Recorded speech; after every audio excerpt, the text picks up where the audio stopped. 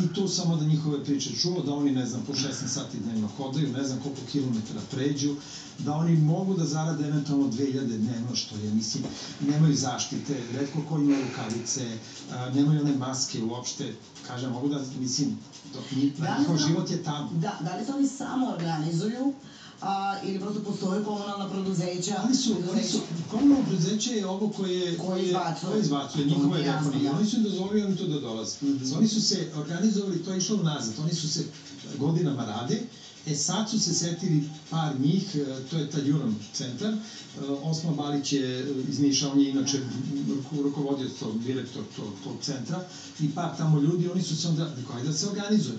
Sad njima ide neko socijalno, mislim, ide neko zdravstveno, znači oni su polako ulaze u sistem, ali ne u sistem u tom smislu da se ta sekundarne sirovine sistematski recikliraju, sistematski odvajaju. Oni to rade ručno. Znači, to sve rade ručno.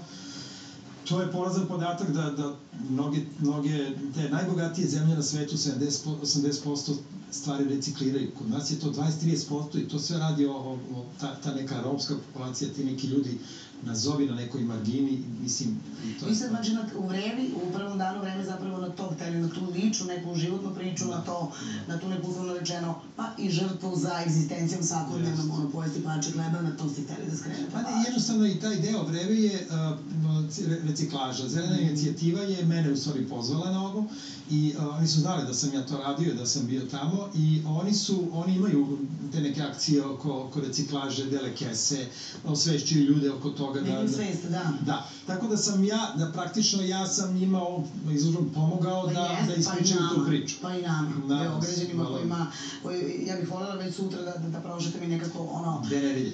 Jedan da se sretne sa... Dve nedelje traje. Da, jako vrlo traje samo za dane vikenda. Ova izložba će, znači, u ovom prostoru biti postavljena, znači na otvorenom u naredne 2 nedelje. Hvala vam na ovoj izložbi.